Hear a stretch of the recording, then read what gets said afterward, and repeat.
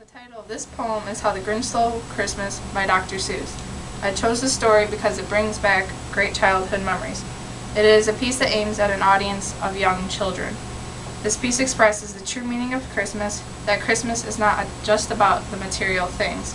Family, friends, and togetherness is the true joy of Christmas. Every who down in Whoville liked Christmas a lot, but the Grinch who lived just north of Whoville did not. The Grinch hated Christmas, the whole Christmas season. Now, please don't ask why. No one quite knows the reason. It could be, perhaps, that his shoes were too tight. It could be his head wasn't screwed on just right. But I think that the most likely reason of all may have been that his heart was 2 sizes too small. But whatever the reason, his heart or his shoes, he stood there on Christmas Eve hating the Whos, staring down from his cave with a sour, grinchy frown at the warm lighted windows below in their town. For he knew every Who down in Whoville beneath was busy now hanging a holly Who wreath. And they're hanging their stockings, he snarled with a sneer. Tomorrow's Christmas, it's practically here. Then he growled with his Grinch fingers nervously drumming. I must find some way to keep Christmas from coming. For tomorrow I know all the Who girls and boys will wake bright and early, they'll rush for their toys. And then, oh the noise, noise. Here's one thing I hate, all the noise. And those shrieks, squeaks, and squeals racing round on their wheels. Then the Who's young and old will sit down to a feast. And they'll feast, and they'll feast, and they'll feast. They'll feast on Who pudding and rare Who roast beef. Raw roast beef is a feast I can't stand in the least. And they'll do something I hate most of all. Every Who down in Whoville, the tall and the small, they'll stand close together with Christmas bells ringing. They'll stand hand in hand and the Whos will start singing. Welcome Christmas, come this way. Welcome Christmas, Christmas Day. And they'll sing and they'll sing. And the more the Grinch thought of this Who Christmas sing, the more the Grinch thought, I must stop this whole thing. Why, for 53 years I put up with it now. I must stop Christmas from coming. But how? Then he got an idea, an awful idea. The Grinch got a wonderful, awful idea. I know just what to do, the Grinch laughed in his throat. I'll make a quick Santa Claus hat and a coat. And he chuckled and clucked, what a great Grinchy trick. With this coat and this hat, I'll look just like Saint Nick. All I need is a reindeer. The Grinch looked around, but since reindeer are scarce, there was none to be found.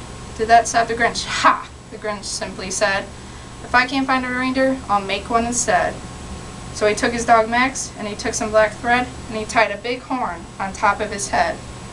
Then he loaded some bags and some old empty sacks on a ramshackle sleigh, and he whistled for Max. Then the Grinch said, giddy up, and the sleigh started down towards the homes where the Whos lay snoozing their town. This is stop number 1, the old Grinchy Claus hissed, as he climbed to the roof, empty bags in his fist. Then he slid down the chimney, a rather tight pinch, but if Santa could do it then, so could the Grinch. He got stuck only once for a minute or two, then he stuck his head out of the fireplace flue, where the little Who stockings hung all in a row. These stockings, he Grinched, are the first things to go. Then the Grinch very nimbly stuffed all the bags, one by one, up the chimney. Then he slunk to the icebox. He took the Who's feast. He took the Who pudding. He took the roast beast. He cleaned out that icebox as quick as a flash. Why, that Grinch even took the last can of Who hash. Then he stuffed all the food up the chimney with glee. Now, grinned the Grinch, I will stuff up the tree. As the Grinch took the tree, as he started a shove, he heard a small sound, like the coo of a dove.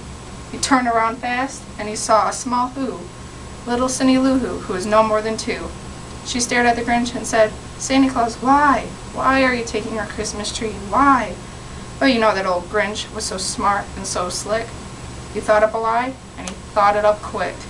Why, my sweet little tot, the fake Santa Claus lied. There's a light on this tree that won't light on one side. So I'm taking it home to my workshop, my dear. I'll fix it up there, then I'll bring it back here.